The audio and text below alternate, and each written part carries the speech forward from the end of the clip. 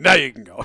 Hello, everyone. Welcome to the Warhammer Meta Chasers. This is your weekly live tournament hype show where we talk about the biggest and best tournaments coming up over the weekend from all around the world. My name is Paul, your host. I'm joined by Adam Camilleri Good, everybody. and the mogul Dustin Henshaw. Hello, hello. Dustin is behind the scenes. He's fully digitizing himself to become one with the system to further better bring us This is things. the Matrix. The Matrix. Yeah, he's attempting to meld with the meta, as we like to call it here. Yeah, I mean, GSC got points drops, man. So that's what's going to happen. Like a Vulcan, you know how they mind meld on Star Trek? Oh yeah, I get that. He's walked up to the meta and is attempting to do the same thing. Meta meld. Someone came in the chat said hello from Atlanta. I was like, this is the one time I'm not there. I'm actually on. I'm in a different spot altogether. Not doing it from the normal background. I will be back in the normal saddle next week. But hey, welcome everybody. If you are just joining us on the podcast after the fact, remember we do this live at 9 p.m. on Thursdays.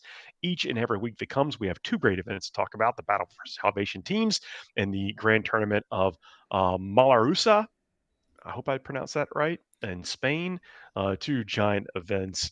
The Battle for Salvation is a team event that's been cracking on for the last couple of years or so. 144 players, 18 teams of 8, 5 rounds. What are we going to see there? And also keep in mind, maybe a little preface about how factions work for team events. Nobody can pick the same faction more than once per team. And eight-player teams really stratifies the meta quite a lot. You'll see virtually all the best armies taken almost all the time. And our usual gauge of what people considered in this environment, this meta, to be a good army is if they cross the 50% threshold of factions representation or in teams. The thing is, there's only 18 teams. The closer you get to the magic 9 number you will be deemed to be a good faction at that level. But then after that, like after you take out the top 3, 4, 5 teams and put those into most of the teams there, the rest is very open, especially in the meta at the moment. You can take, Death Companies and T-Suns. You can take Orcs. Even right now, you can take Tyranids and GSC. You can do whatever you want, especially if you've got a faction specialist who's really good on a fringe faction. But sorry, Dustin, take it away. Let's do this. So the Imperial Super Faction, there's going to be 8 Sisters of Battle, 10 Custodes, 10 Astra Militarum. So there's your first over 50% marks right there. Custodes and Astra Militarum, I don't think that's any real surprise right now. Nah. Although that'll probably change with one of those coming soon. 6 Grey Knights, 4 Imperial Knights. Space Marines, there's 6 Adeptus Astartes, 3 Dark Angels, 2 Blood Angels, 6 Black Templar. Chaos, there's 2 Chaos Space Marines, 7 T-Suns, 8 Death Guard, 9 World Eaters. So hitting the 50% mark on World Eaters, that's a little surprising. 3 Demons, 3 Chaos Knights. Xenos, there are 14 Necrons, 7 Orcs, 8 Tau, 4 Votann. Hivemind, there's 9 Tyranids. They broke they're on the 50% mark. That's crazy. And 3 Geezer cults. There's 2 more in the world. Wow. Where are these guys been hiding? Secret side project has been cloning himself. Oh, yeah, that's right. That makes sense. It's the only way because there's a lot of models in that army. Yeah. You got to clone your models. All generations. Eldari, there's 2 Drakari and then 11 Eldari, so another over the 50% mark there. That means the faction podium is technically Adeptus Astartes, totally 17, so only 1 team did not have a Space Marine player. 14 Necrons in second, and Eldari pulling up third with 11, and then Astra Militarum and Custodes in fourth with 10. All of those being over the 50% mark. So in terms of the West Nyack, New York, USA meta, these are your top factions in the meta right now. And then below that, I was really happy with just really happy with this meta overall. I think it's really quite nice. But the middle band of factions taken in representation, probably the 7 to 9 band here, like the ones just below, like in probably the 40% taken mark or up to the 50%, 7 T-Suns, 7 and 9, 8, sorry, 8 Death Guard. We had Orcs at 7, Tau at 8, Tyranids at 9. I think Tyranids in 8-player teams are extremely strong because they have the highest scoring floor of, I think, most armies in the game if played appropriately, like with table pick, with control of table, and just being like, lol, teleport home is behind enemy lines. They have a couple of archetypes that will be very difficult to pair into potentially if you don't have. Yeah, that's the other thing too. Right matchup. It's not even just the missions in the map, but the pairings, because you can control the pairings a little bit. You can put them into something that no matter what they do, even though their opponent would normally be a high scoring army, Tyranids will be able to put them down to 10-10. Exactly right. And so that's I think what has put them over the top. The other one's World Eaters. World Eaters being taken pretty judiciously. This one is pretty spicy. I think that is a regional meta. We do know this is Anthony Vanella's heartland, and he is like the World Eaters player in the world. And so we usually see a bit of a groundswell around those players in their local metas. Much the same for yourself, Dustin, much the same for Skari with Drakari in his local meta. You always see like a 20-30% more because there is a big name player who goes and wrecks you with that faction and brings that passion with them. It's really good. You can do that. You got to take some different things in your list. Yes. Crazy, yeah. right? Despite what the meta will tell you. we three disagree. We three wise men in the meta. But the top team that I took out for your viewing pleasure is, of course, Art of War, who I think will be no surprise, heavily tipped, heavily favored to win this event. If they don't, I'm gonna bag them out a lot. I'm gonna go after them. It's gonna be funny. They're all my mates. I've lived with most of these guys for like 11 months of my life, which is hilarious. But naturally, you've never heard of any of these gentlemen. That's whatever. First up, we have a Genestealer Cult's Ascension Day. He has 10 Aberrants, 50 Neophytes, that being 20-20-10, 2x10 Acolytes, 5 Pure Strains, a Chimera, and 2 Cyclops Demolition Vehicles, because somebody told you guys you could put him in the Chimera. Custodes, Shield Host is up next. 3x5 Wardens, 2 Caladius Grav Tanks, 5 Custody Guard, Draxus, Trajan, a Shield Champ, and a Shield Captain. That's pretty much the entire list. I think there's some Sisters of Silence in there as well. Tyranids Invasion Fleet, and this is pretty much what this is pointing out exactly why I think this list holds up in 8-mans, or 8 players, sorry. Is a Warcrant, so Walking Hive Tyrant. Old 1-eye plus 2 Carnifexes, so making the little death ball themselves. Yep. It's funny that I look at that one and I feel like it's very similar to Morven Val and the Paragons, like they're mid Griblies that come together as a 3 to make something that's just more terrifying than like an Imperial Knight.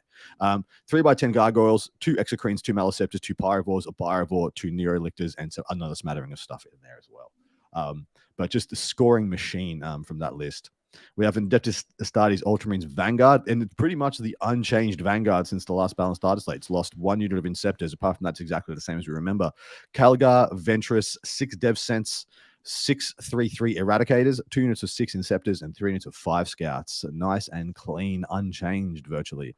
World Eaters Berserker Warband, Angron, Lord Invocatus, 2x10 Jackals, 3x3 regular A-bound, 2x6 Exalted A-bound, and 2 units of 2 Spawn. Adeptus Astartes around here. Yeah, we do like Spawn. We are Spawn stands, in fact. Adeptus Sororitas Hallowed Martyrs. This is an interesting one. This is very much a bodies heavy. It's almost looks similar to, I guess, it's not Eldar actually, because it's not as MSU as Eldar, but it does have a lot of toughness 3, decent save sisters everywhere. Celestine, Triumph, a Palatine, of course, with the Blessed Blade, 3x10 Battle Sisters, so 30 Battle Sisters, which is more than you'd think. And this is where it becomes similar to Eldar, because 3 Immolators are going to be splitting all 3 units of those Battle Sisters into 6. So you can have 6 units of Battle Sisters. And then we have 2 Rhinos, 30 Arco-Flagellants, and then a bunch of MSU, Seraphim, and Zephyrim. So it's just bodies everywhere. We have Death Guard Plague Company, 30 Plague Marines with what you'd expect, Foul Blightborns, Biologist Putrefiers, a single Plague Caster, 3 Rhinos, 3 PBCs, 2 Bloat Drones, and a single Predator Destructor. And then lastly, in this absolute deluge of information, a Necron's Canoptic Court, Nightbringer, Silent King, Technomancer plus 2 units of 6 Wraiths. Silent King, nice. Okay, yeah, we haven't seen that in a while. 3 Doomstalkers, 2 Tomb Sentinels, Forge World Tomb Sentinels, and 2x3 Scarabs. But did you guys know why people start taking the old Silent King? He's the anti Necron pick. So the Silent King is a good predator for other Necrons because he's ignore modifiers aura, programs them and makes them do what he wants. It means that your Nightbringer kills their Nightbringer, or your Doomstalkers kill their Catan because you ignore the half damage. Huh, that's actually pretty good. It's expensive, it is very good. But it's like if you need a good predator for Necrons, ironically, if Necrons can do it, that's great. Let me say what's up to the chat real quick. Last week we did have some struggles with the tubes and the internets and all that kind of stuff. So thanks for hanging with us, and thanks for coming and back and hanging out with us live. See some new names in there as well. I'm just trying to see what it is that the Tomb Sentinel brings to the table here. It comes in at a 115-point price point with move 10, toughness 9, 3 up armor, a 4 up invulnerable saves. Are just 4-up invuln and 9 wounds, 3 OC. It's got a decent gun in the Exile cannon, which is D6 plus 1 shots, only 18-inch range, strength 10 -2, 2 blast. In melee, it's actually really bad in melee, but it's data sheet ability is each time an attack targets this model, if this model is within range of an objective marker, worse than the arm penetration characteristic of the attack by 1. In addition, so it's got armor contempt on objectives. Each time this model makes an attack that targets a unit within range of an objective marker, improve the armor penetration characteristic of that attack by 1. So it's got inverse, and regular armor contempt. So that's pretty cool. So they're the things that probably go out turn 1 and just become awkward to kill with a 4-up invulnerable save. But anything in this 5-pack really sticking out to you guys?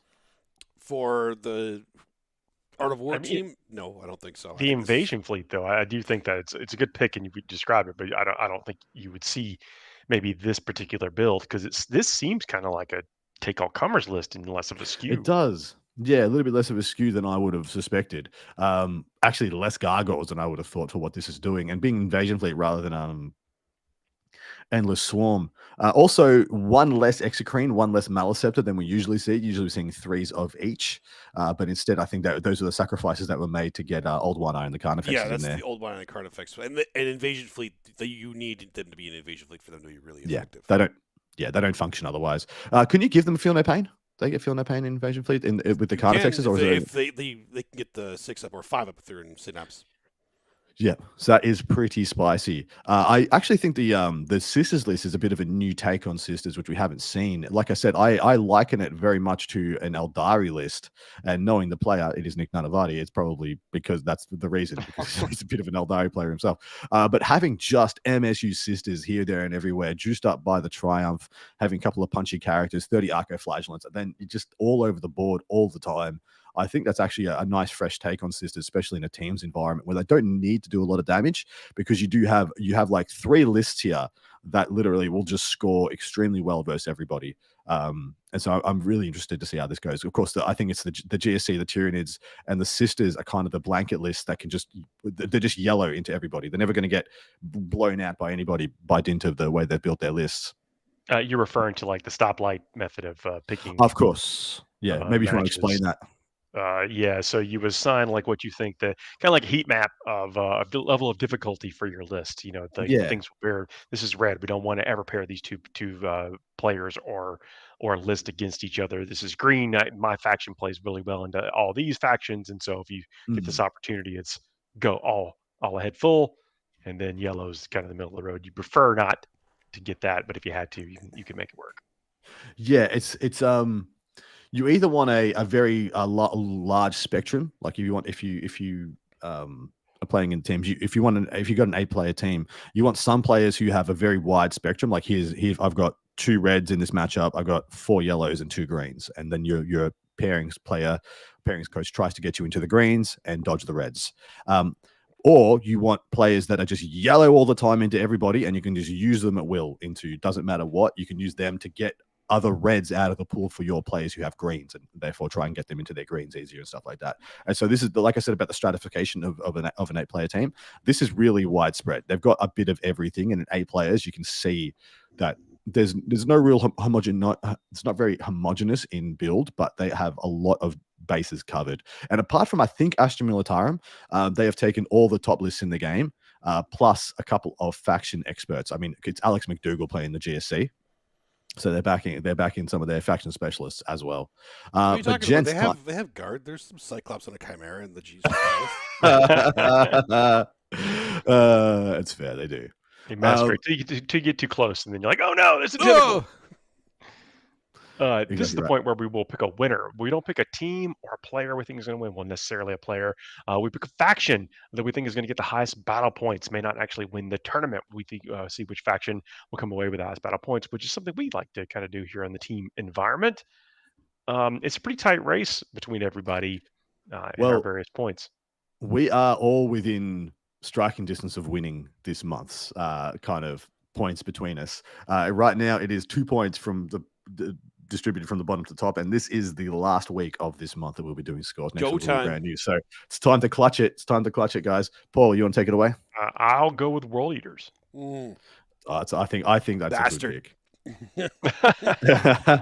Dustin, you want next? No, you get next. Ooh, I'm going to go with Astartes. I reckon there's one. There's sorry, no. There's two. They're too stratified on the Astartes because they're too good a spread. I'm actually thinking real hard on this. A lot on the line, and you can It follow is. along with us. This is actually we talk about this, the results of tournaments, and a little bit about who won, top tens, a couple of standout lists, typically in our Patreon only show for tier 2 folks and above. Every tier is awesome, by the way. It's just a way there's some support, but we do put out another little weekly recap show, shorter than this one, but it's we go over the look back at the tournaments. Yeah, it's a really good time, and hopefully you will join us. I am and throw shade on each other. That's another. I am in fact going Custodes. Ooh. Dustin? Necrons. Yeah, someone was gonna. Solid. Someone was gonna. I wanted World Eaters, though. I'm just going on record saying that. I legitimately wanted World Eaters as well. There's a lot of them, and can really when I talk. The reason why I say that the odds are pretty good is like, there's a lot of agency in the pairings and how the players work, and then the tables that they get. So a lot could line up to where an army that needs sometimes a little bit of, I mean, help's probably a bad word, but certainly some favorable conditions really let an army like that shine. Well, it lets them get the push for the big points that they're. Let's be honest, like they're in there to get some big differentials. That's what World Eaters do. Yeah. So there we go. The next event we're going to be talking about is the GT Mollerussa from Mollerussa, Spain. 324 players, 54 teams. You don't see 16 person teams that often. And this 324 person event, believe it or not, that's like a medium. It's like a smallish one over there. Yeah. There's just a couple of people rocking up. It's redonkulous that this is like a medium-sized team event over there. They have team events in 800, 900, 1,000 player team events. It's absurd. And I'm just so jealous. What are we going to see there? We will be seeing in the Imperial Superfaction there are 6 Sisters of Battle, 24 Custodes, 3 Admech, 16 Astral Military, 30 Grey Knights, 9 Imperial Knights, Space Marines, 7 Adeptus Astartes, 5 Dark Angels, 5 Space Wolves, 8 Blood Angels, 1 Death Watch, and 12 Black Templar. Chaos, there's 6 Chaos Space Marines, 14 T-Suns, 26 Death Guard, 6 World Eaters, 5 Demons, and 22 Chaos Knights. Xenos, there are 25 Necrons, 16 Orcs, 11 Tau, and 10 Votan. Hive Mind, there's 23 Tyranids, 4 Gene Stealer Cult. In Eldari, there are 13 Drukhari and 17 Eldari. I mean, the faction podium is Adeptus Astartes topping it off with 38. Grey Knights next with 30. Yeah. Then Death Guard with 26. Necrons right behind them with 25. Then Custodes right behind them with 24. Tyranids behind them with 23. That's a beautiful spread, like it says on the sheet. Beautiful spread. Really, really nice. And as soon as you said Death Guard, I'm like, well, this is Europe. Yeah, that's so Europe. That's so Europe. It's very funny. It's very funny that meme has not died in like a year.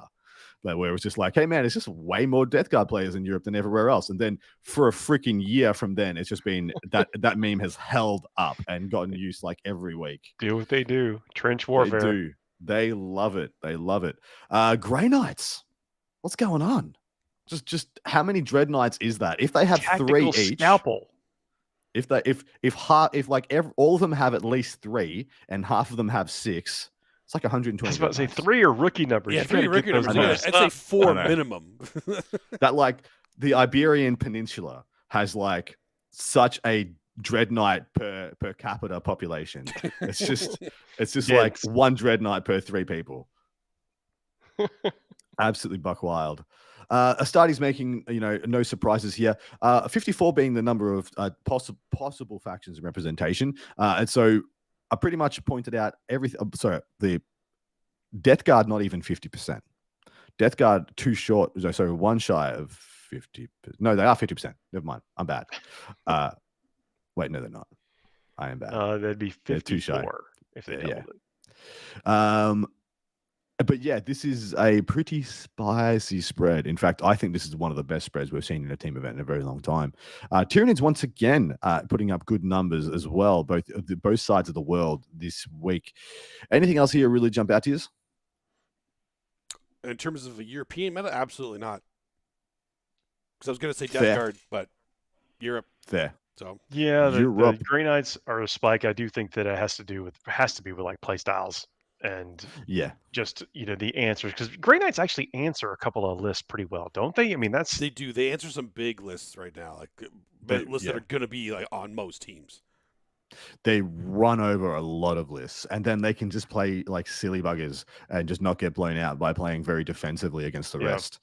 So they're another one like Tyranids that has just a bunch of yellows, but they have greener greens than Tyranids do. Yeah. Like there are some matchups where they just push and they just annihilate you because it's ostensibly it's an army of just 2+ save, and some armies just really struggle into that. Even lists that are armies that they may not have like a full green into, it's still going to be swingy because even with AP2 ignoring cover or AP3 whatever, those are 4 pinvolts everywhere. Like that could go either way.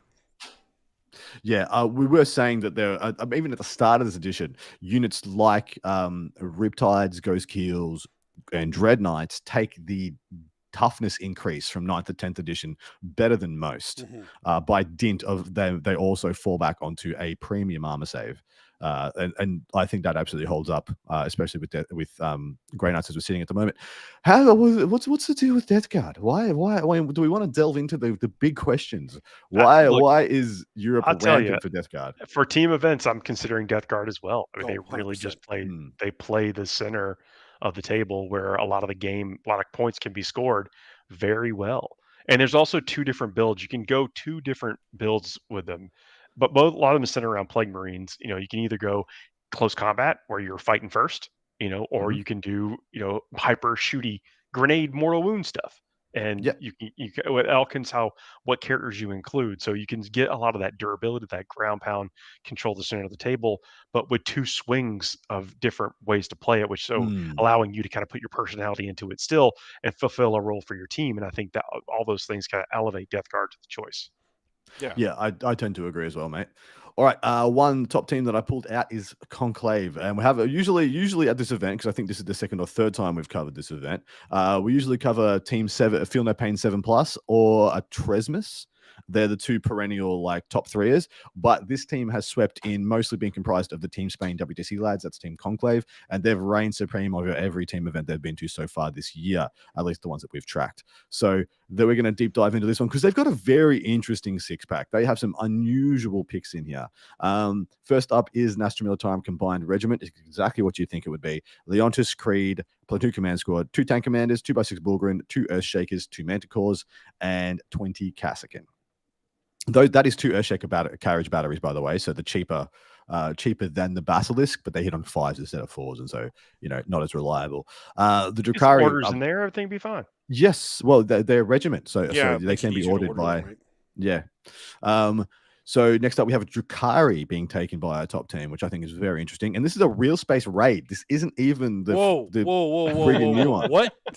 This is what I mean. Is it a typo? Like, they're doing some crazy stuff. I don't know. I do not actually know if it is. He's got Lilith and Urian Rakath, an Archon, a Beast Pack, 2 Chronos, 2 single Chronos, 2x5 Mandrakes, 3x6 Reavers, Reaver jet bikes. I don't even know what they do. 3x5 Scourges, and then 3x2 Talos. So relatively thick. Very light on the transports. In fact, there aren't any because there's no need for any. Scourge's deep strike and then move, shoot, move. The Chronos and the Talos can't go in any. The Mandrakes, come in from reserve, and then the Reavers can't go in anyway. So this is a really weird freaking list, and I do not get it at all. I don't understand how real space raiders can't have transports. How could you raid from real space if you're not riding on They're riding on the back of the Talos. I would love to see a model do that. Everybody, all the Scourges put one of the others on their back. I think it's the Raiders. All the Raiders that have all these warriors hanging off them. I want somebody to take all those models, instead of putting them on the Raider, put them on Talos, and I want to see that model. I think that would actually look pretty awesome. It would really cool. Everybody out, you got those bits because nobody. I know it. Nobody puts those on there, so they have them. I know they do. Next up, we have a Grey Knight Teleport Triforce, 3 Librarians, a Tech Marine, a Grandmaster Dread Knight, 3 Dread Knights, a Land Raider Redeemer, which is starting to pop up so much more in Grey Knights than we've seen usually, 5 Paladins, and 5 Terminators. That makes the entirety of that list. There are the 4 Dread Knights we did surmise would be like probably the sweet number. Yep. Death Guard Plague Company, Mortarion, Typhus, and a Lord of Virulence. 10-5-5 Plague Marines, 2 Bloat Drones, and 3 Plague Burst Crawlers. It's actually this one's actually a little here's bit a light. third way to play the Death Guard. Yeah, I've seen the Mortarion starting to crack into some of the list. I mean, for me, it seems like that's a little too risky, but I don't also is a fire magnet. I don't love having Morty in, but I get it because what you were saying before, you were talking about the melee and the shooty. He's the shooty variant. He holds the shooty variant together. He buffs up the bloat drones, buffs up the plague burst crawlers from the back of the lines, while they push up as kind of an arrowhead into the middle of the table. So I get it, but I still don't love Morty. It just doesn't do enough for me. We've got an Eldari battle host. Typhus is a bit of a sleeper though. Typhus is super cheap. Typhus like 80 points. I think Typhus and does a lot of work. I think he's absolutely sick. Just by himself, just as a single drop, hard to kill. Does a bunch of mortals. Most people put him with the 3 Death Shroud, right? Death Shroud, yeah.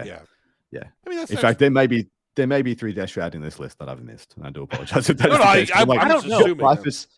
Typhus and a Lord of Virulence walking by themselves. That doesn't make sense. A walking Typhus is still just pretty good. Like he's a Terminator, can come down and do things, but he also has a lot of durability for the points. It's like that would not stand out as a weird choice if that was the case. Next up, we have an Altari battle host: Avatar, Autarch, Spirit Seer, Farseer. 10. This is a thickness Eldari list, by the way. 10 Wraith Blades, 2x5 Spectres, 2x5 War Spiders, and a freaking Wraith Knight, boys. So Avatar, 10 Wraith Blades, and a Wraith Knight. It is thick as hell as it comes. Legitimate Wraith Knight, not a Skatash. Not a Skachath. No. How do you say that anyway? I always do it wrong. Skachath. Skachath. As far as I know, it's still not going to do it. Skatach. No. Scolapatach. Skittle. Yep. Skittle. It's a Skittle Wraith Knight. And then lastly of this 6-pack, we have a Gene Stealer Cult list, which I actually think you're going to either love or absolutely hate this list, Dustin. Ascension Day, 10, 10, 10, 5 Acolytes, 20, 20, 20, 20, 10 Neophytes, 2 Ridge Runners, and then the usual accoutrement of support characters that you would expect. But it is just bodies. It is the endless swarm. My back hurts just looking at it. Oh man, I hope this lad has been doing PT sessions. He's just planking for minutes every day. This is such a pain. But what a blanket to throw over your opponent. What a blanket. It's just like, here is my blips. Please deploy your army. Here is my army. Here is the rest of my army. Here is some more army. There's some more army over there. Just let me go to the car. There's some more army in the back. I just got to I'll look in my pockets. Yeah, this is the guy that's reaching into his pockets and putting more army on the table every turn. Yeah, just dust panning Neophyte bricks. Makes sense. The table. Yeah.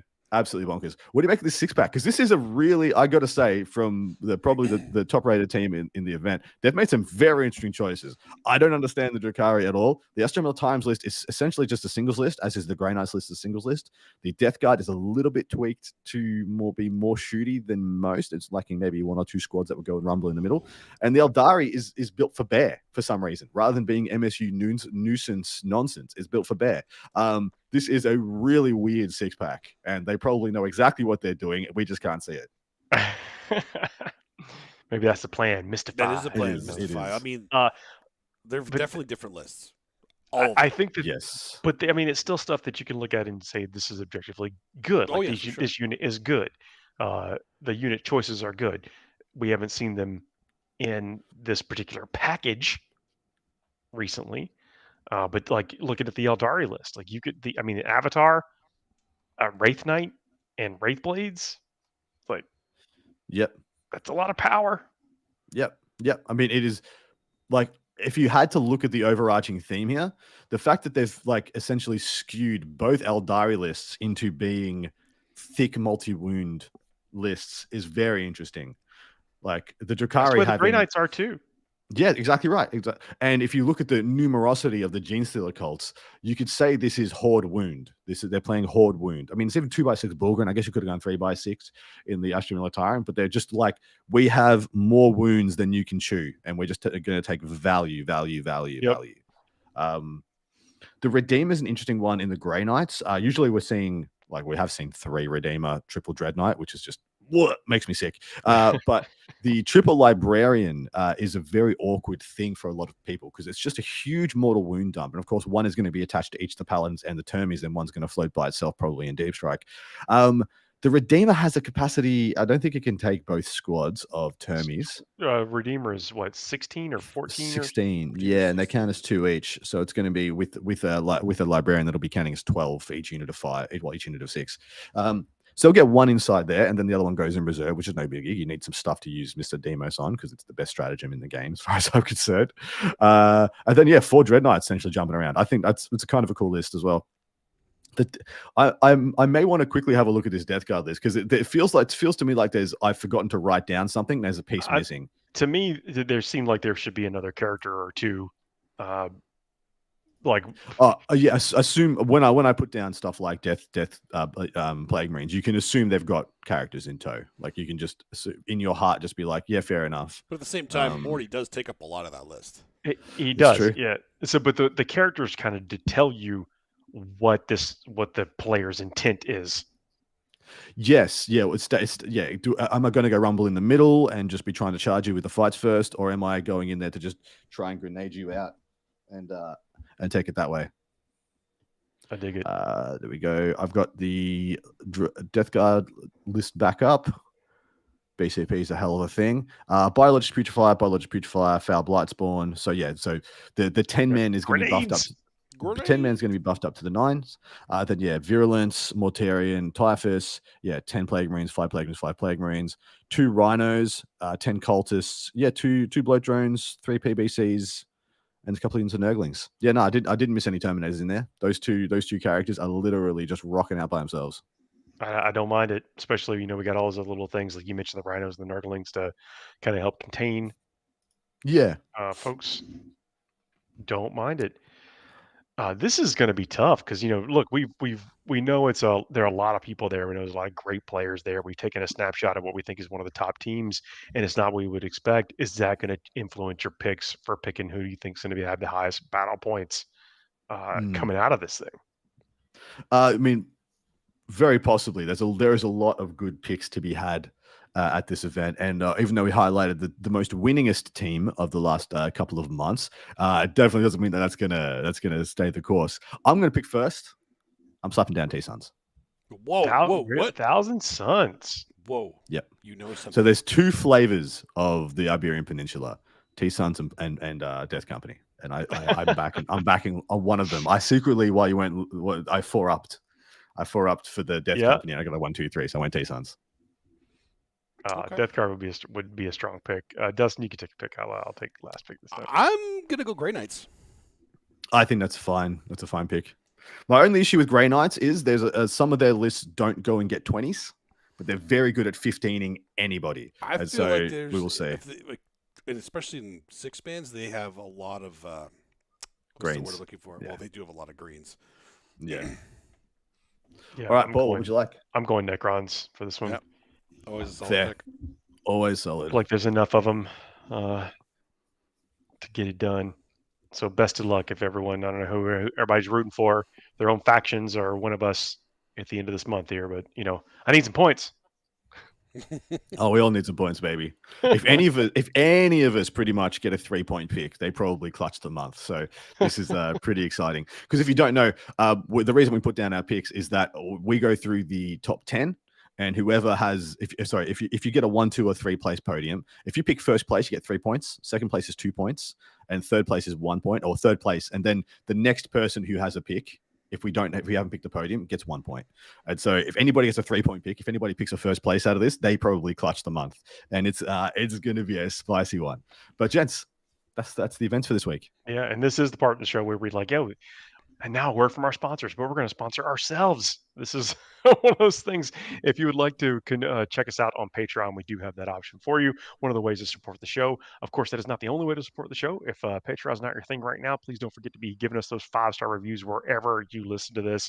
Clicking the likes, clicking the shares and the subscribes and the comments. Basically, any interaction that you can do helps us out immensely. And that's one of the ways that people learn about the show, find the show, and come join us. Makes the chat during the live show that much cooler. It helps the flow low in the algorithm on the replays and in the podcast aggregators even better. So thank y'all for doing that. Anyway, this is great. Let us know if there's anything else you'd like to see with that as well. This is the part of the show, though, that we get a little silly sometimes. Sometimes this element has nothing to do with Warhammer 40,000 at all. This is a rapid-fire segment we call the Fuego Rapido. We give ourselves a series of topics. Sometimes there's a theme. We throw up a clock on there for 2 minutes. And then at the end of that 2 minutes, we abandon the topic, never to return to it again, unless demanded by the Patreon subscribers. I'm sorry, go ahead. Are we doing X-Men again? Oh, yeah. The exact same one. Buddy. This is a segment that we did in response to a couple of weeks ago where we thought, wouldn't it be cool if we did this? And then technology took a left turn, and we had a great show that no one heard, I don't think so. We did. We nailed it. We're going to run this topic again. Now, I'm not caught up. I'm not caught up on this week's. So if anybody talks about X-Men stuff from this current show, no spoilers. I'm not caught up. Wait, there's another episode? Yeah. Oh. I thought the season was done. So did I. No, they got 3 more episodes. Well, I know what I'm doing after we're done recording here. Gimme. Yeah, me too. I could see how you would think that there was like, you need a breather. Oh, yeah. I thought sure. it was it. Jeez. Okay. No. There was a show I don't know if you caught the one last week, but there's like 2 or 3 more. There's one. Hold on, I'm excited. All right, let's do this. Well, let's do it. This is X-Men themed, so obviously brought on because we've all been watching the new X-Men 97, which I highly recommend. First up, the best X-Men villain that is never heroic. Yeah, so the gut reaction with this after thinking about it was you got to say the humans. We could highlight some specific humans that were basically the bog standard, prejudiced, racist, bastard humans. That's pretty much where we're at. Then you talk like the figurehead being Oliver Trask, in your mind, Paul. He's like the figurehead of the anti-mutant, faction. Created the Sentinel, and the Sentinels have been responsible for lots and lots of terrible mutant things. Atrocities. Yeah. What was the other contenders though? What can we think of?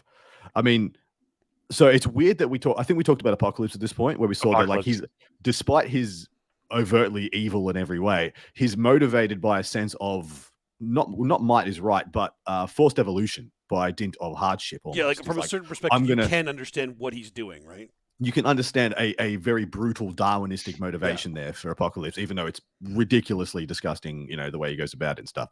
But then there's Mr. Sinister. Mr. Sinister was my vote. Anybody got anything redeeming to say about Mr. Sinister? I can't think of a single. Yeah. I've been racking my brains. Like, is there some other story out there where they gave this character any glimpse of hope? Like, yeah. But I think he's just always been a big old jerk face. And so, like, you've got Mystique, very redeemable. You have like Sabretooth, very redeemable. Magneto, obviously. Magneto's the one that comes to mind. You can't like some people you could like the best villains like you were just talking about. Exactly, it's like you could read their walk the manifesto, line. And it's like, well, in some way they might have some. Juggernaut. Has Juggernaut ever done anything heroic or redeemable? Oh yeah, he's been in the X-Men for a while. He has. Oh really? Okay. Yeah. Well, it's Sinister or humans. Yeah. Which one do we want? I mean, it's one of them is meaning the worst in this case. One of them is literally called Mr. Sinister, and the other one is a regular human, and I think it's the humans. Yeah. Yeah. His name is literally Mr. Sinister, and it's not him. It's the humans. Yeah, that makes sense. Amazing. I've loved how Marvel has done just the mutants and played them against, or how society is a reflection of our current world and how it's played out on those folks. And it's always been an interesting story how they've danced, down or even went straight towards it over the years. All right. I think humans was the final answer on that one. So I think so. Go with that one. Yeah. All right. Next up. Rank the top 3 X-Men villains. This can include the quote-unquote heroic ones that have been heroic sometimes. We did this last week, and it was a very good discussion. I don't. Well, number 1 has got to be Magneto, right? Magneto. Yeah, Magneto It has number to one. be. One of the best villains, tweeners, whatever, Yeah. anti-heroes in any writing in all of time. With the start like starting in concentration camps and coming from that into and that how that perspective is, which changed his view on society and what needs to happen in order to protect yourself, and knowing that everything comes from like one of the most historical traumatic periods in all of history. That's a phenomenal arc, no matter how you cut it. He's number one. Number one, sure. It was the next two that were kind of a little on We the fence debated. on. Like Yes. Man was one of them. I think we agreed Man was number two because if they're the best non-heroic, they're gonna be the top three just all time, right? Correct. I think the third one we debated over Apocalypse and a couple of others. Apocalypse, Sinister. Actually, that might have been the only two. Was there? Yeah, the only two that are worth considering. I think. Of the ones that people like outside of one-off stories or something. Yeah, Although one-off correct. stories can count too. Like there's been some good things, like even like the Adversary. Like there have been times there where all the X-Men have died. Like the X-Men have had to all be killed. That's totality wipeout. A party wipe is a pretty good villain. Yeah. Should we have mentioned Phoenix? I was actually just thinking that. Yeah, because technically a villain, like the Phoenix spirit, technically a villain. I don't know that I agree with that. Yeah, really? But it's kind of like it's just a spirit of chaos. It kind of just does what it does, and it's a rebirth. Like, sure, everything has to die before it rebirth, but it's growth. It's this recycle of things. Yeah. Although when the Phoenix Force got broken out into like Cyclops and Namor and White, that was like that decided bad guy. But, well, between Sinister and Apocalypse, then, which one? Oh, so Apocalypse made Mr. Sinister, so I think it's Apocalypse. I think you're right on by that. Yeah. Okay. So there's your top three: Magneto, Man, Trask is kind humans, of humans in general, and then Apocalypse. Bam. But the humans get to have the Sentinel kind of built into they that. Have the Sentinel built in for sure. So that was a Man thing. Okay. Next up. Rank your top three favorite X-Men from the original team. Well, I'll go ahead. I'll tell you what we came to the instant conclusion of. It's like everybody but Cyclops. Cyclops is out. Yes. Yeah. Cyclops is just out. I'm sorry if you like Cyclops. That's good for you, but I hate him. But he's just top number one, Iceman. Iceman, 100% number one. There's not even close. Not even close. Yeah. So for those who don't know, the original 5 X-Men was Cyclops, Marvel Girl, Beast, Angel, and Iceman. And essentially we're just like, all right, we're just going to knock off Cyclops because who cares? And then we actually debated long and hard about which other one we knock off from this. Because so it's not Iceman. Iceman is supreme. He is supreme. Absolutely. Marvel Girl, Beast, and Angel. One of those has to go to make our top 3. For me, Angel was the first one to go for sure. I see. I do think it took a long time for Angel to get cool. Dare you? Angel's got to go. I'm sorry, he's boring. You guys suck. I am coming at this from the arc of like Archangel is one of my favorite tragic characters in the way that he was tortured, mutilated by Apocalypse, and then found redemption, all that stuff. And so I'm coming at Angel with that knowledge of the arc. But I do think probably in the original X-Men, he was like, I am regular man, but I have wings. Well, it made it even worse. Like he came from a very well-off family, like he was, and it's much like another beloved character of mine. So I'm even heard saying this. Like his flaw was that he had angelic wings and could fly. I know the irony of you agreeing to that is him, Paul, is not going to be lost on many of us. It is very funny. But it is. But if you're actually but we're having to pick between amazing characters. So someone we did it to ourselves. Someone had to. And Marvel Girl ended up becoming Jean Grey, right? I'm not crazy about that. Oh no, Jean Grey became Marvel Girl, who then became and vice versa. Yeah. Easy done. So I think you got it. So that is Iceman number 1, Beast, and then Marvel Girl. Marvel Girl, yeah. Done. Nailed it. All right, next up. The X-Men are in Avengers Endgame. Who strikes the killing blow on Thanos? Yeah. 100% Wolverine. I even came up with a scene in my mind of how. When you actually said the scene, it was like you had been thinking about that for years. Like you were ready to pitch this idea before Endgame came out. Like it definitely involves Colossus with a fastball special, but because it's the Infinity stuff and because the Avengers are there, like Scarlet Witch is using her hex power to keep Wolverine in reality, as Thanos keeps erasing him as he's coming for him full speed through the air, thrown by Colossus, and then gets that killing blow because he goes for the head. Paul has like Thor dreamed should of have this done. scene in his dreams. Like He did. He did. I have Yeah, since then. Yeah. He closes his eyes and he sees it every night before he goes to bed. But my theory was as Magneto. And in the anti-hero redemption story of Magneto's final arc, he stops Thanos from closing his hand and clicking his fingers through the powers of magnetism, strips the gauntlet off him, and uses it himself and dies and kills Thanos. Yeah, it has no like very no Tony remorse, Stark-like. no bit of I guess recourse or not what's hesitation like Star-Lord did. He's just like, here's the opportunity, doing it. Done, bang. That'd be my theory, and that would be a beautiful entire end to like a storyline for Magneto as well. And that could be a cool thing, because whereas Xavier puts all these limits on himself and wouldn't do something like that, Magneto, if you're not a mutant, you're, if he's got something to do, it's getting done. Yeah, I think it'd be Mystique as Gamora. That's cool. That's a cool one. That is a very cool one. And she's an assassin too, so that's actually it. Yeah, she's just as like well equipped for that fight. That's actually a really cool idea, Dustin. Mm-hmm. I think we got three alternate endings that need to be filmed now. That's what we've decided here. Well, what happens when Apocalypse and Thanos, face off and they both realize, oh, I'm a copy of Darkseid. Oh, you're a copy of Darkseid too. And we both just plagiarized Darkseid. Yeah. Anyway, cue the Spider-Man pointing each other beam. Yeah, it's funny as hell. All right, last but not least, this is the 40K related one. The X-Men versus the Primarchs. Who wins the fight? I'm of the opinion the Primarchs like ruffle stomp. Really? Not in any reality. No, I think they absolutely do not annihilate them. The X-Men have too many telepaths. So it's just the telepaths that do it? It's not even like you're talking raw strength. The Primarchs just win. There's nothing the X-Men can do. So yeah, well, if it is a fully equipped Primarch, as in like indestructible armor, world-ending, like the best weapons of time, and they just happen to bring like maybe Mortarion, who's very resilient to psychic attacks, or Magnus to combat them as well. I reckon they just rickroll straight through the whole lot of them. Cyclops' little beam is like, okay, Cyclops is he's what? dead. You hitting me with like that's a strength 4 attack, Cyclops. He's a brilliant strategist. You win me on he bounces concussion beams across all different angles. So you get hit by a strength 4 from a different angle. Okay. Yeah, I can't even sit there with a straight face from Cyclops.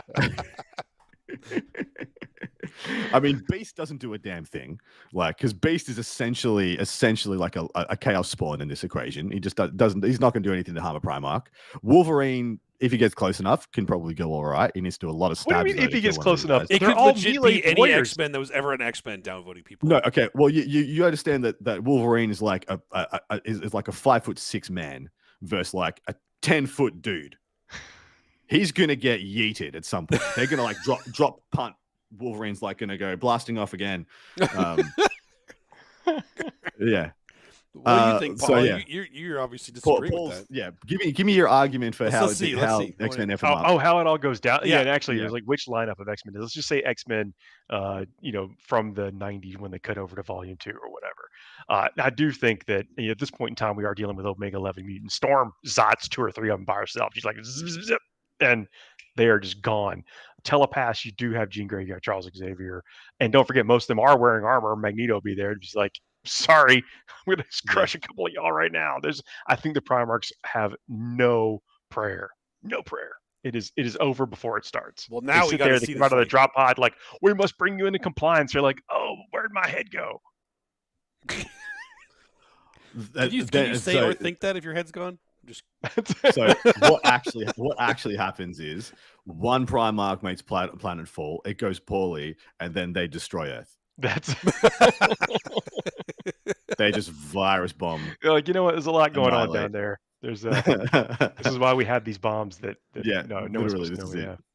I mean, Emperor. How does the Emperor go versus the X-Men? Right? He just like kneel. Emperor versus Charles Xavier. Who's a stronger telepath? Surely it's the Emperor, right? You'd have to assume. See, Paul's that's a good question. Emperor is- can stand up to gods. Sort Multiple. of.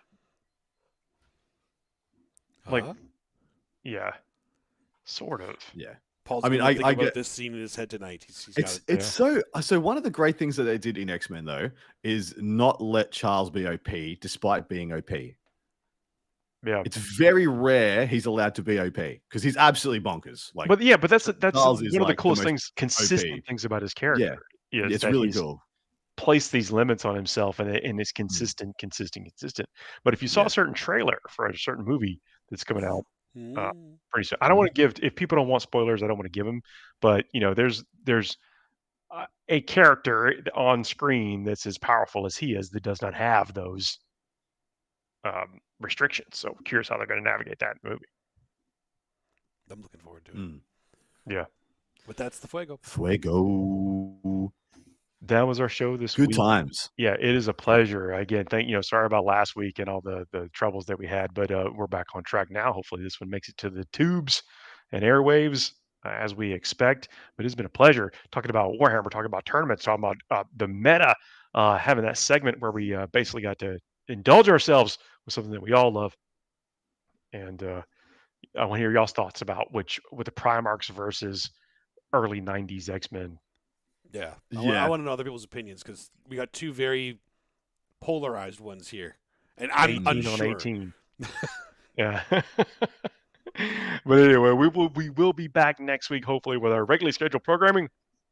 Hope you can join us. Don't forget to check us out on Patreon. Hit those like, share, subscribes, and the 5-star reviews and all that.